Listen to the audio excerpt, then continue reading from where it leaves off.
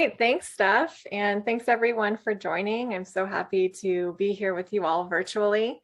As Stephanie mentioned, this is the third of 4 sessions on our spring series on demography. So today we're going to be talking all about what's called the demographic transition, which is really multifaceted and affords the opportunity for different countries to harness what's called the demographic dividend, which as an organization is sort of indirectly what we're working to help facilitate. So without further ado, we'll get straight into it because as usual, we've got a lot of information to cover. So next slide, please, Steph. So last session, we looked at the history of world population growth and chronologically went through the various stages that humanity has undergone relative to different societal structures that have really dictated the ways in which we have lived, in addition to how we've produced food, accessed resources, and so on. At the very beginning of our history, almost 200,000 years ago, humans were nomadic and sought food through hunting and gathering, which involved a really large geographical scope and both high fertility and mortality, and therefore a more limited opportunity to increase in numbers. This also involved really low impacts on the environment. With the onset of the agricultural revolution, however, about 10,000 years ago, humans began interacting with their environments more intensively rather than extensively, leading to the more sedentary agricultural way of life that has characterized most of human society from then until now, and which has allowed for steady increases in population growth over time. With the Industrial Revolution, which began around 200 years ago, came a real shift in energy production, and in particular, a dependence on fossil fuels. And it also brought with it a lot of social and economic benefits to society, at least in the short term. Things like better sanitation, increases in living standards, technology, food production, better health outcomes, and so on, all of which has helped augment life expectancy and therefore has also facilitated lower fertility rates as more children began surviving into adulthood and people began living longer, healthier lives. Next slide. Since the beginning of the Industrial Revolution, the size of the world's population has increased dramatically. Remember that for tens of thousands of years, the population of the world grew really slowly. And then within around 300 years, the number of people has mushroomed to the almost 8 billion people we have on the planet today. In accordance with this dramatic increase in population growth is the large-scale environmental degradation our planet has experienced as a consequence of human activities and population growth. And in fact, research shows that it was at the very same time that human society began to industrialize that we really started to change the chemistry of the atmosphere by adding CO2 into the air, which as we all know is the basis for climate change. Next slide. And if we look globally, we can see many correlations between the growth of the human population and various indicators of environmental decline. And these charts were made by Alex, who is our fellow on the communications department. I had them on the first session and I forgot to give her credit. So thank you very much, Alex, for these beautiful graphs here. And all of this is really showing that, the ways in which we have evolved to produce food and energy alongside a particular economic platform which views growth through consumption has directly impacted every natural system upon which we depend. Next slide.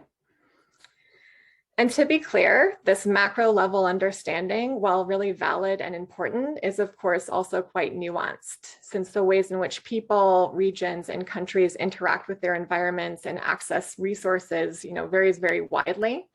And because there is a significant amount of inequality embedded in access to natural resources, energy, capital, financial discretion, or consumer power, and so on.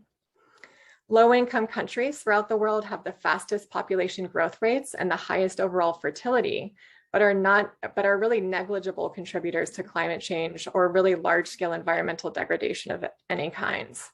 So although high fertility is usually an indicator of poverty within any world region, it does not correlate directly to environmental damage. As we were talking about last session, the ecological implications of population growth have much to do with the ways in which we produce food and energy.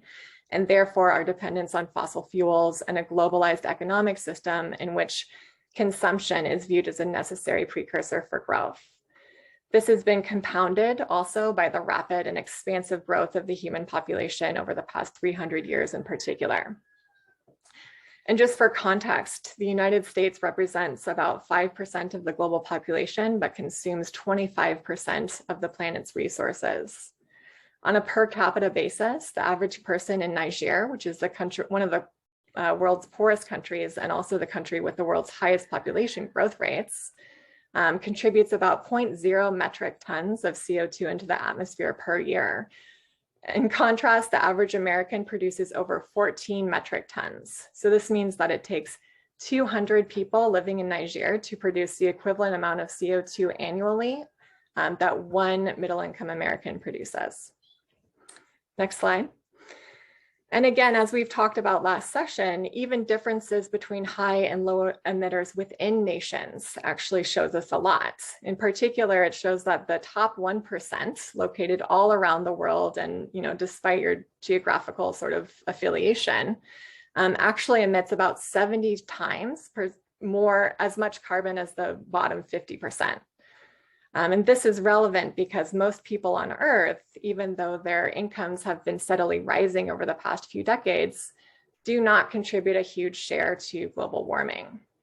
A recent study by Bloomberg, which is depicted here on the slide, found that lifting hundreds of millions of people out of extreme poverty will only raise global emissions by 1%. Next slide, please.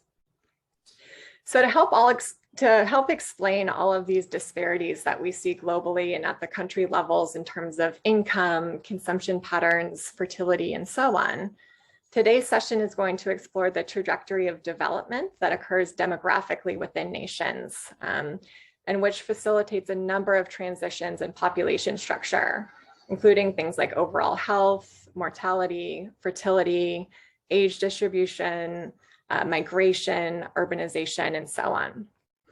Remember that since the middle of the 20th century, the world population has more than tripled in size, rising from around 2.5 billion in 1950 to almost 7.9 billion in 2022.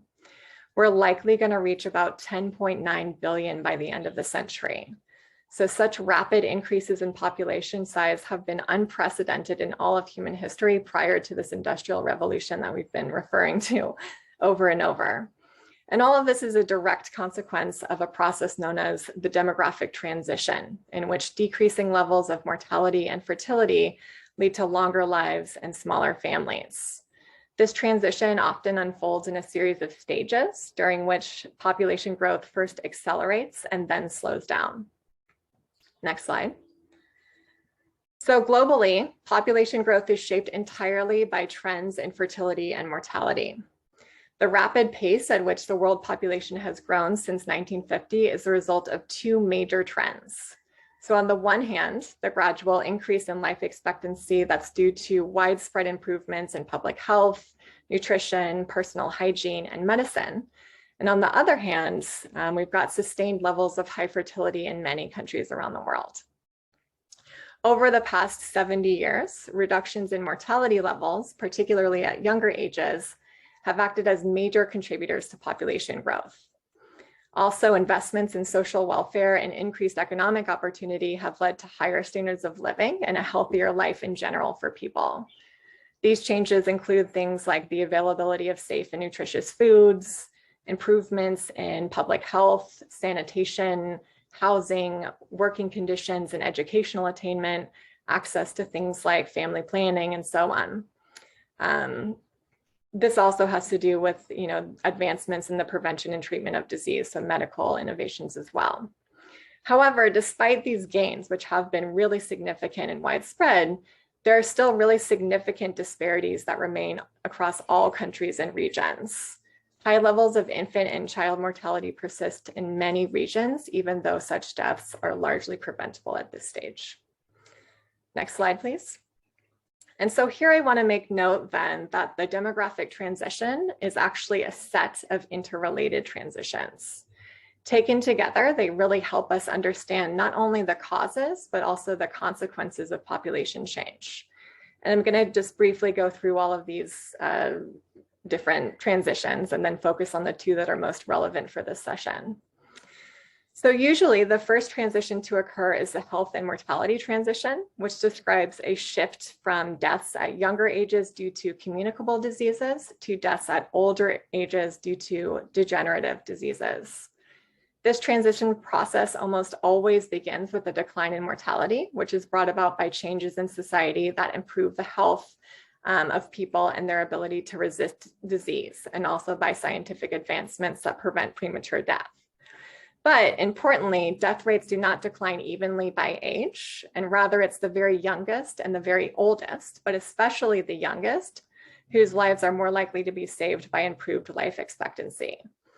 Thus, the initial impact on the health and mortality transition is to increase the number of young people who are alive, which sort of results in this ballooning of the bottom end of the age structure in a manner that looks just like an increase in birth rate. And you'll see that depicted on in the early stage there on the age structures. This transition though actually sets all of the other transitions in motion. So this transition is followed by the fertility transition, which is a shift from natural and high to controlled and low fertility. And this occurs usually as a delayed response to the health and mortality transition. The mortality and fertility transitions then bring changes in age structure and produce social and economic reactions as societies adjust to constantly changing age distributions, as we're going to get into in the next couple slides. As societies begin seeing mortality decline sooner and more rapidly than fertility, rapid population growth ensues and almost always leads to overpopulation in rural areas, which causes the migration transition, and especially towards urban areas, creating the urban transition. The family and household transition is brought about by the massive structural changes that accompany longer life, lower fertility, and older age structures, and also an urban instead of rural existence. And all of this is part and parcel to the demographic transition. Next slide, please. So one of the primary focal points here is the fertility transition, or the shift from high to low fertility.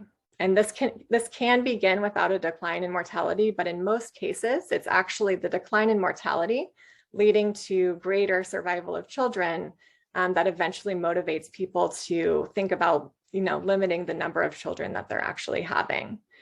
Embedded in this transition is also the changing scope of life for women as they live longer lives. So women in this context are increasingly empowered to delay childbearing and to have fewer children because they begin to realize that most of the children that they have are going to survive into adulthood, and they themselves will survive beyond reproductive ages and beyond their children's arrival into adulthood as well.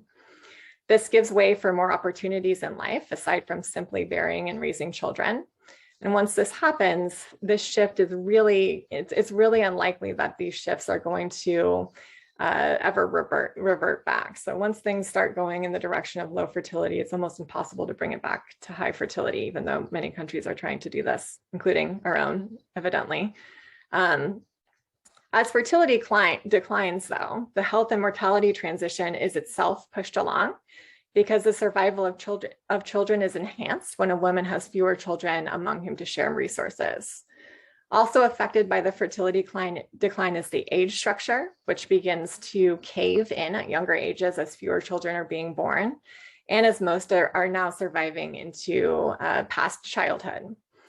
In its turn, that shift in age transition to an increasingly older age structure means that societies have a better opportunity to divert societal resources away from primarily dealing with a large youth population, a lot of children, and towards broader social concerns, including raising the standard of living and the provision of other social services and resources. Higher living standards benefits the overall health outcomes of societies, which then increases life expectancy and slows population growth. Next slide, please.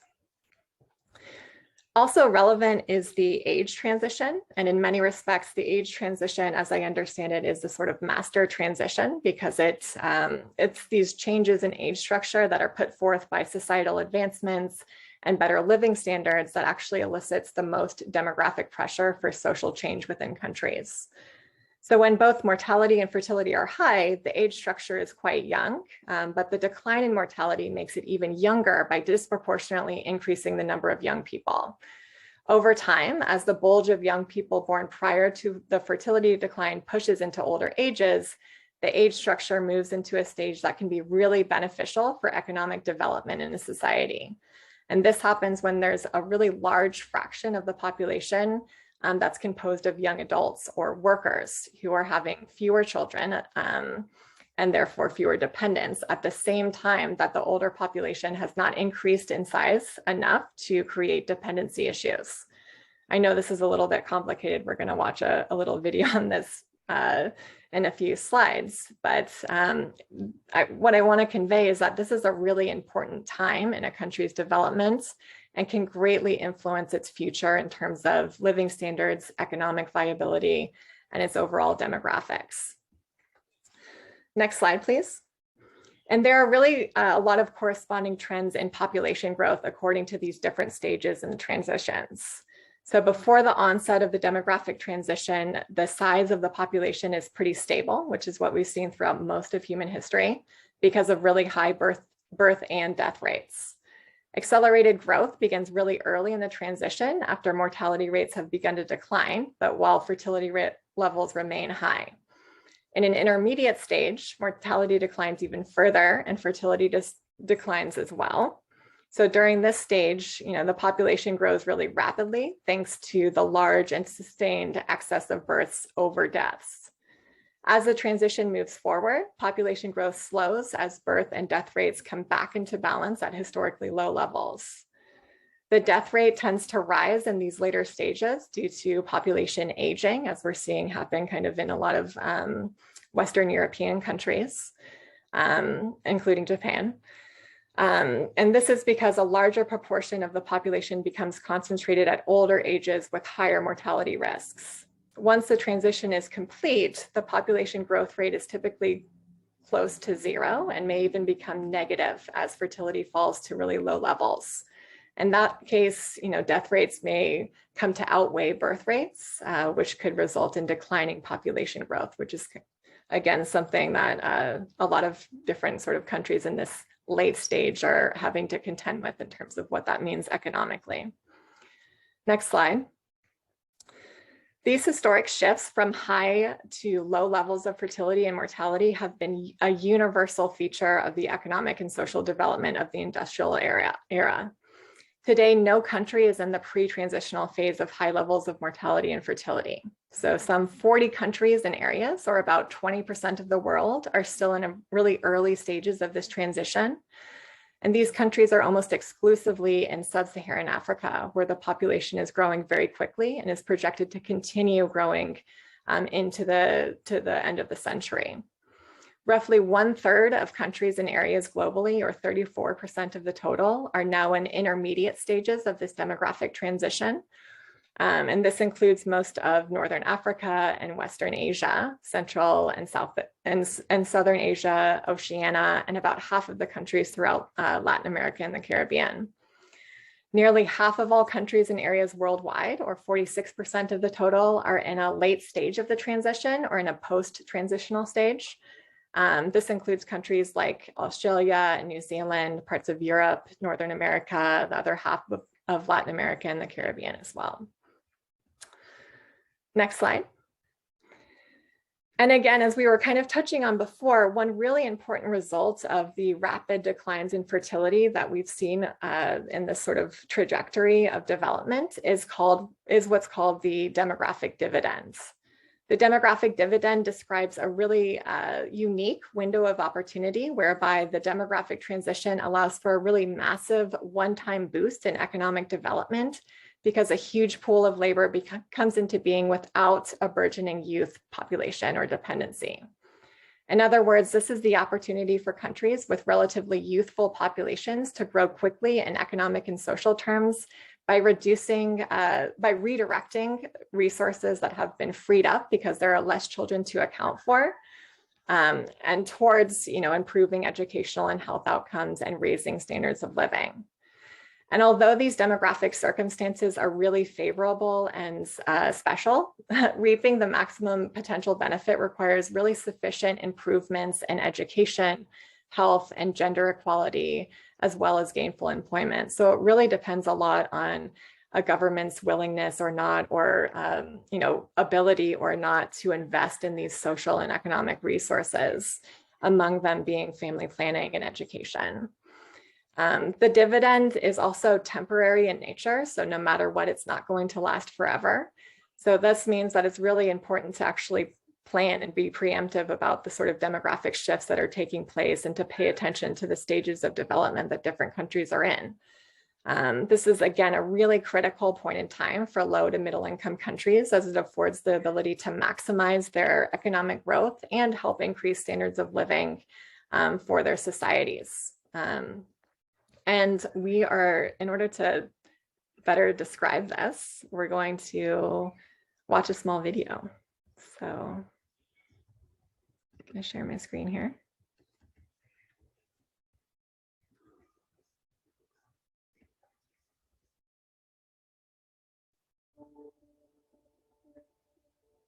The demographic dividend is the accelerated economic growth that can happen when a population has many working age people, and governments ensure that those workers are empowered, educated, and employed. The starting point is the population age structure and how many dependent children there are in relation to the older working age population. As the number of births declines, the young dependent population grows smaller in relation to the working age population. With more workers and fewer children to support, the country has a window of opportunity to accelerate economic growth, known as the demographic dividend. In 1960, more than 40% of Thailand's population was under the age of 15, and women had an average of 6 children. With increased investments in health, child survival improved, and people desired smaller families, and access to family planning contributed to a rapid decline in fertility. By the 1990s, women were having an average of 2 children, and the age structure was transformed, with a much smaller population of children and more people of working age. With better education and increasing employment, economic growth accelerated, and Thailand's population is now dominated by healthy working adults, who have generated one of the Asian miracles. To harness a demographic boon for the economy, there are 3 key areas for investment. Empowerment. All people must have the rights and freedom to define their lives, pursue an education, join the workforce, and accrue wealth. That includes the right to decide when and whom to marry, and if and when to have children, so that each person can find a balance between family and working life. Empowerment also means being free from unintended pregnancies. Women who can control the timing of childbearing not only enjoy better health and healthier children, but are more likely to promote development as economic actors and entrepreneurs. Critical to this is promoting access to high-quality health services for young people. Young innovators are at the forefront, accelerating advances to promote their health. Education. At the heart of a demographic dividend are people with the skills and training for the 21st century jobs. Governments and the private sector are critical to strengthening the quality of education and ensuring a match between skills and job growth. Employment. The political climate for industrial and business investment must be welcoming. Nearly half of companies surveyed by the World Bank Group emphasize the need for a good business climate, reliable regulations, an adequate power supply, and a skilled workforce. Not only the quantity of jobs is at stake, but the quality. Young people need access to decent jobs with fair wages and good working conditions. And women deserve equal pay for equal work. The window is open for many governments to build on their greatest resource, their young and working age people. Governments that empower, educate, and employ their population will have the greater chance for a demographic dividend, inclusive economic growth, and the future we want.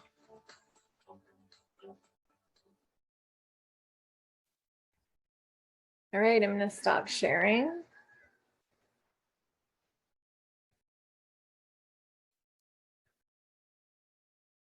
Perfect. Thanks, Steph.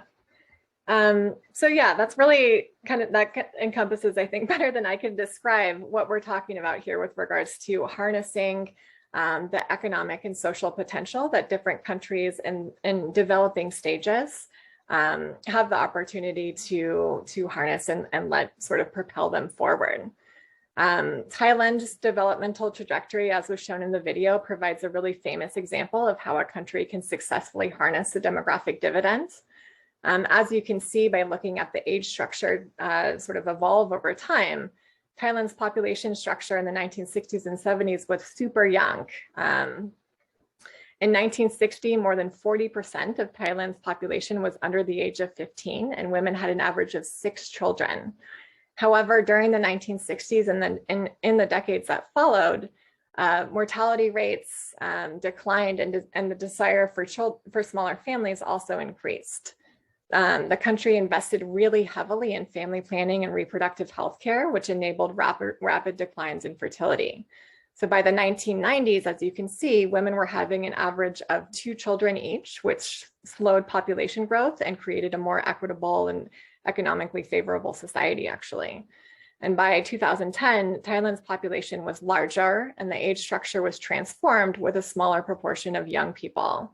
This change in the age structure helped accelerate economic growth. And today, Thailand's population is dominated by working age adults who will ostensibly be part of the productive labor force for many years to come. Next slide. And as we wrap up here, I just wanted to kind of make the connection back to the environment and back to climate change, because this is also a really critical point in time relative to climate change, as the impacts from climate change continue to present challenges for sustainable development and for the ability for countries to harness the demographic dividend or not. This is especially true throughout low-income countries that are in the early stages of, this demographic transition. Again, climate impacts like unpredictable weather patterns, droughts, floods, and natural disasters all impact a country's stability and economic viability, which in turn affects its capacity to provide social services that are necessary in order to advance their societies. Uganda is an example that we've been kind of talking about several times before with regards to it being a country that's experiencing the effects of climate change amidst a really fast population growth rate. Uganda, again, is geographically susceptible to things like floods and droughts, and its vulnerability is really exacerbated by super high rates of poverty and a high dependence on natural resources. Remember, about 75% of Uganda's population is under 30 years old. So they're right at the beginning stages of this demographic transition, and climate impacts, because they're impacting the ability to produce food, to sell commodities on the global market, and to advance their societies through innovations in health and education, could impact the country overall. And this is, of course, a climate justice issue, because this country is not a contributor to climate change at all. Next slide. Another example is the Philippines, which is a country with really vast potential for growth and prosperity. However, its really fast growing population has experienced uneven economic progress and growth because of various financial shocks, prolonged armed conflicts, and deadly natural disasters. Also, widespread poverty and gender inequality, along with the lack of access to voluntary reproductive health or information or education, continues to fuel really high fertility and exacerbates the effects of the climate crisis, all while inhibiting sustainable development and endangering the lives of millions of people. The Philippines is expected to be the last major Asian economy to benefit from the demographic dividend between the years of 2025 and 2070. But reaping these benefits, as we were talking about, is really contingent upon adequate preparation by governments through investments in social services and healthcare solutions that will reduce fertility and slow population growth while creating healthier and wealthier populations. And right now, the Philippines is in a really precarious spot, not only demographically, but also in terms of the environment and climate change. So for one, over the past 50 years, the Philippines has run what's called an ecological deficit, which means that its population demands more resources than its nation's own ecosystems can provide. So over this same time period, its per capita biocapacity has decreased by 44%, and this is due almost primarily to rapid population growth. The Philippines is also one of the most climate vulnerable nations on Earth. And this is due largely to wide disparities in wealth and equality, but also, of course, geography. So while the country is no stranger to tropical storms, higher temperatures are strengthening cyclones and lengthening storm seasons, all while higher seas are amplifying storm surges and flooding. Many of you may remember Super Typhoon Ray, which tore through the Philippines in December of 2021 with extreme windfall and winds up to 168 miles per hour. This destroyed critical infrastructure and incited large-scale flooding. And this is a perfect example of what's to come for the country if measures aren't taken immediately to reduce emissions on a global scale and to mitigate the trajectory of climate change. So this is not only affecting the country, various countries in terms of the obvious sort of natural implications of climate change, but also in terms of their sort of demographic evolution over time. Next slide, please. In the world's least developed countries, where couples still have many children, more than 40% of the population is under the age of 15 and depends on financial support from working age adults. And so as we wrap up here, I want to make clear that simply having a large youth population itself is not necessarily an indicator of a coming demographic dividends. Youthful populations can be great drivers of economic and political change, but the key first step towards the demographic dividend and towards the demographic transition as a whole is not a large youth population. The first step is a transition from high birth and high death rates to low birth rates and low child death rates. The demographic dividend in many developing countries remains a possibility, but for the process to begin, countries must give a really high priority to substantially lowering fertility and child mortality. And the very best way to do this is by investing in health and education and by helping to bring people out of poverty. This can mean investing in child survival and health programs. It can mean committing to expanding voluntary family planning programs and investing in reproductive health needs and education. And it also involves really prioritizing education, especially for girls. And we're going to get into more of the particularities of this in the final session, which looks at kind of the solutions that are put forth by advancements in health and education. But we'll kind of stop there and open it up for questions as we kind of wrap up this demographic dividends definition. Thank you for this, Hannah. This is, as always, very educational. And somebody said their question was just answered. We have a lot of questions that came in beforehand, so I'm going to start with those, and then if we have time, I'll move on to the ones that have been asked during the session in the Q&A box. But let's get started with the people who submitted questions early. So the first question about population: are there any limits to how many people a planet and its functioning ecosystems can sustain? And yeah, actually, I'm going to combine that with another one because there was a second one that was really similar to that I can't find now. But basically another carrying capacity question. Yeah, so that's a really good question. I think it's something that demographers, economists, and scientists are always trying to answer. I think that it's probably not controversial to say that there are limits to growth. We can't just continue growing exponentially and indefinitely relative to, the amount of resources that we have available on this planet, recognizing that a lot of them are finite and non-renewable.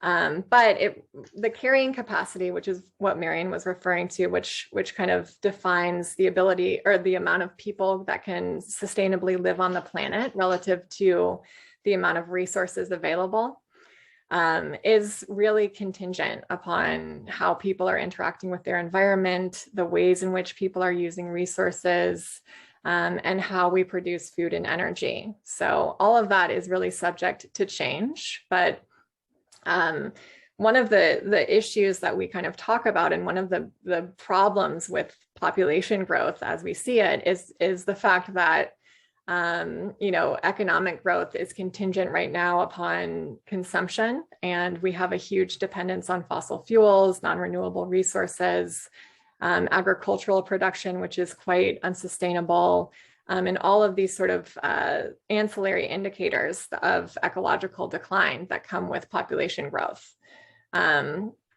So again, it really depends on, where people are at, where countries are at with regards to their own developments. High consuming countries are living really unsustainable lifestyles, while low income regions are not living unsustainable lifestyles in terms of the environment, but have really low standards of living and really bad health outcomes. So it's really kind of about finding a balance and learning how to more equitably and sustainably, live here on Earth. Right now, a lot of our processes are quite unsustainable. Yeah, this is a question that demographers have been trying to answer for 30 years at least. How many people can the planet support? And Joel Cohen is probably the most well-known person who asked this question of himself and then wrote a book about it. And the book is called How Many People Can the Earth Support? And I want to say that it was published in like 1996 or something. And spoiler alert, his conclusion was we can't possibly know because of everything that Hannah just said. It just so completely depends on how people live and how much individuals consume and, whether we're switching to renewable energy or not. So people, demographers' estimates range from anywhere, from 500 million to 100 billion, and it just completely depends on how we choose to live our lives. Okay, if the countries in which women still do not have access to the means and education to plan their families, if those countries were to quickly empower women to be able to do so, how long would it take for world population to stabilize? That's a really good question. I feel like we've talked about this before, but it's also something that's really contingent and conditional. So it's difficult to know, right? Because every country is in a different developmental trajectory, and there's a lot of demographic sort of aspects of this as well. So if there's a large youth population, then the population is going to continue to grow for generations to come, even despite any sort of changes in fertility that happen immediately. That's called population momentum. But I think it just really depends on the country and their willingness to invest in family planning and education and things. I don't know exactly how long it will take. It will take a couple generations, but once family planning and education is sort of institutionalized within a society and the sort of social norms start to change and cultural understandings of like smaller families and the benefits associated with them are more widespread, then they get passed on from generation to generation, and the benefits are reaped in ways that sort of compound over time. I don't know, Marian, if you have anything to contribute. The only thing that I would add to that is that because this question was submitted in advance, I decided to take a look at some UN data because the population projections that the UN Population Division puts out every 2 or 3 years, one of the projections that they make is an instant replacement projection. And so they look at what would happen if every single country on Earth immediately switched to replacement level fertility? What would the population projection be if that were the case? And to Hannah's point about population momentum, it's actually really interesting. I've got it pulled up in front of me right now. But if we were to immediately all go, every single country go to, I assume for replacement rate, they're using 2.1 children per woman, our population would rise from almost 8 billion today up to, I'm scanning over, to 10.4 billion in 2100. So we would still keep growing. We would still grow by over 2 billion people by the end of the century. And it's because of population momentum. Now, it's also because right now, so many countries have below replacement fertility. And so that measure, that projection that the UN does raises the fertility rate in those countries. So obviously that skews the results a little bit, but even if you look at, they break it down by different UN income groups, their projections. And so even if you look at less developed regions, for 2022, there are 6.65 billion people. And if I scroll over, to 2021 or to 2100, it's 8.81 billion people. So even in countries that are currently above replacement rate, if they were all brought down to replacement rate, they would still grow by a couple of billion people. And like Hannah said, it's population momentum. You know, once you have a really large base of people that are then going on to have children, the population is just going to keep growing for a while, for a couple of generations. So, but it does have an impact still. Of course. Well, right. And it, you know, it changes the base upon which future population growth is compounded, right? Yeah. So the sooner we reduce our fertility rates, the smaller the eventual population peak will be. Mm-hmm. So yeah, yes, not to say that any of this is not important. It's all a matter of timing and trying to accelerate this transition and peak population. Yeah, I think it speaks to the urgency of expanding access to family planning because things are so sort of generationally intertwined and long-term. Yeah. How long does the demographic transition period last? Is this something that can be achieved in one's lifetime? Is this an answer you've come across? Gosh, that's a good question. I was doing a lot of research on the demographic dividend and the demographic transition just in preparation for this course. And I think ultimately it all of this takes place over the course of many generations. And I don't think that it can happen in a single lifetime. But Marianne, maybe you could correct me if I'm wrong, but I think that this is something that really kind of takes a little bit longer.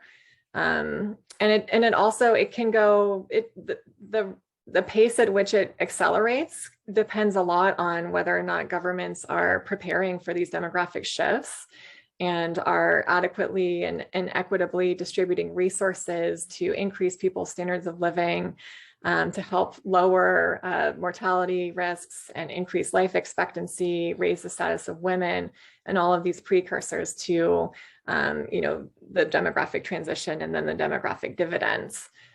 So I think it probably depends a lot on government's willingness and intervention. Yeah, I think it usually takes quite a while as well, a couple generations. But I did, again, because this question was submitted in advance, I did do some searching around for what's the fastest demographic transition that's ever occurred. And according to an author who's an expert in this topic, I'm going to put a link in the chat right now. This blog post is 10 years old, but it doesn't matter because it happened after the fact. It talks about how Iran went through the entire demographic transition in about 15 years. And that is such an extreme example. And it's the reason why you've probably heard us talk about Iran before, because, the policies changed so drastically from people, being encouraged to have many, many children to people being encouraged by the government to have very few children and, instituting mandatory family planning classes before marriage and, different things like that. So that's an outlier. But yeah, I think usually. Yeah. And I think, once women and once families gain access to information and tools that allow them to control fertility and to, reduce their overall fertility and to instead sort of invest in their lives in different ways, whether it be through education or different economic opportunities or so on, then that sort of transition, as we were talking about in the presentation, is really hard to revert. So Iran, even though at first they were investing really heavily in voluntary family planning and trying to advertise the advantages associated with smaller families, that was all really successful, as Marianne said, but then they're now trying to revert that and increase population growth rates and increase fertility rates as well through sort of restrictions on access to reproductive care. But even still, with these sort of reversals, it's really difficult to get people to kind of change their minds and to go back to having a bunch of children. Mm-hmm. There are a couple of questions in here that I'll combine that are sort of asking the same thing, which is basically that the demographic transition, ultimately results in smaller families, slower population growth, and then it also results in higher per capita consumption because people obviously have, more income, more wealth, fewer people to distribute it amongst. How can countries develop sustainably with that being the case as they industrialize?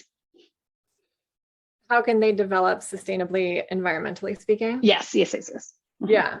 Well, I mean, I think that's a really good question. I think it's something that like our entire planet is coming to terms with. We have to figure out how we can more sustainably live on this planet. And right now, our economic structure and its foundations are exploitive, not only to the environment, but also to people, and is creating a condition where we're now facing existential threats relative to climate change and our ability to, again, live on this planet. So I think, for me, if you're asking personally, I think it's really important to change the way that we're producing food. Our sort of industrial agricultural systems are really, really efficient, and they're contributing to not only like ecological decline on farms, but also like deforestation, large scale CO2 emissions and everything else. It's also not really very effective in terms of feeding the amount of people that we have on the planet or addressing the growing need in coming years for increased population. So I think that is a definite precursor. I think we need to expand reproductive rights and access to other human rights like education that allow people to live more autonomous lives and to help them sort of transcend institutionalized poverty and these other conditions. And I think also we have to shift our dependence away from fossil fuels. I mean, we can't be using oil anymore. It's pretty obvious, right? We need to be shifting towards renewable energy. We need to be, eliminating our dependence on fossil fuel and really kind of re-envisioning what it means to consciously consume and to, live a sort of fulfilling life on this planet, not through consumption, but through, more sustainable practices. And I don't know exactly what that looks like. I don't think any of us does. What do you think, Marion?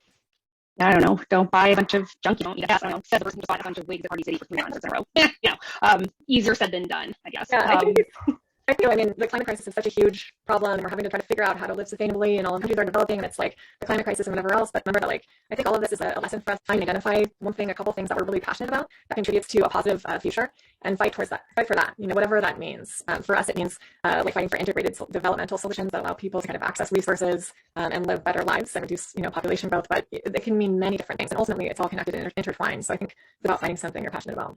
Yeah, and I just have to mention, because people are writing this in the chat, and this always comes up with our members, go vegan. We don't have an official policy on that as a population organization, but I think you would like to know that many of us on staff are either vegan or vegetarian. So that's definitely an environmental connection that we recognize as staff members here.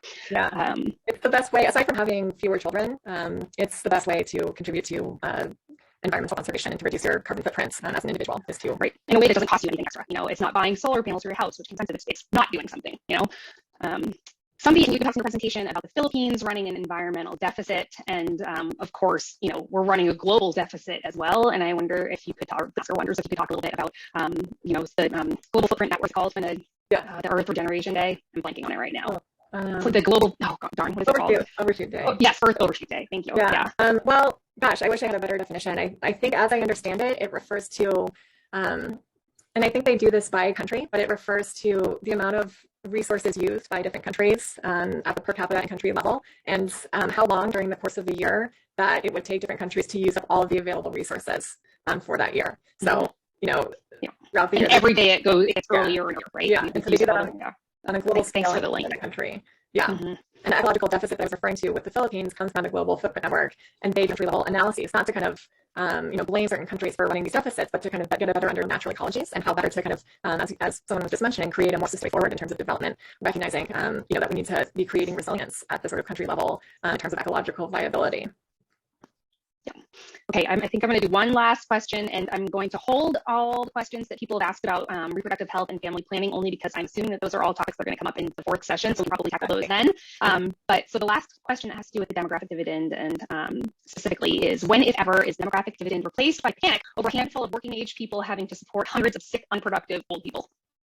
So it's an economic question, I guess. Well, the demographic dividend occurs whenever the population hasn't gotten so old that it creates dependency issues. So it's like this really unique kind of finite, short-term period of time that exists whenever there's a really strong and predominant labor force, and there's not too many young people and there's not too many old people. So dependence on either ends is negligible, but at the same time, there's a huge working force that can contribute to the economy and help things forward, not only economically, but also then in terms of the provision of social services in theory that help people kind of better their own standards of living, things like that. Yeah, I think what this person's probably asking about is what happens after the demographic dividend. Well, I guess not after it's completely over, but when it's in its final phase, when there's, a larger population of people who need to be supported by a smaller working age population, like what's happening in Japan and a lot of the Western European countries that you mentioned. And, those are, there's certainly challenges, they're economic challenges. And we have an entire page on our website. If you want to take a look, we wrote a book about this a few years ago called The Good Crisis. It's basically an anthology of different chapters written by experts in various fields related to demography and the economy, just sort of exploring different solutions, because it's an inevitable part of the demographic transition. Every country that develops is going to go through it. And so, infinite population growth is not a sustainable solution. And so it's about how do we come up with economic systems that can, allow people to thrive despite a larger support ratio. Yeah, exactly. This is just the inevitable trajectory of development within countries. And yeah, as you've seen in some countries throughout Europe and Japan, there's now like a lot of economic concern about the continued growth of different countries and their economies relative to how many old people there are, and the disproportionate amount of young people or people of working age that can support the older people. But again, as Marian's saying, like, it's really just not sustainable to have population grow just inevitably or indefinitely into the future. That presents a lot of environmental and social problems as well. And so it's about kind of rethinking our economic foundations and finding ways to support older populations while also economic growth with younger populations as well, even though they're not as big and numerous. And this, I think, also involves kind of a transition towards more education. So really investing more heavily in education so that people can become educated at higher levels and then for the economy at higher levels as well. This work also involves mechanization of low wage labor and stuff like that. So we can kind of, I don't know, it's a little bit complicated and I think it's sort of undefined, but there's a lot of opportunity here as well for growth. I think that it's just going to require sort of a re-envisioning of these economic foundations, which by the way are, creating all of the problems that we're seeing today environmentally. So I think it's necessary anyway. Yeah, I just chatted in here. Somebody said, check out CAS, the Center for the Advancement of the Steady State of Clean. I just wanted to point out that Brian Check, who I believe is the founder, but is at least the president of that organization, wrote one of the chapters in the book that we just mentioned, The Good Crisis. So yeah, you can download it for free on our website.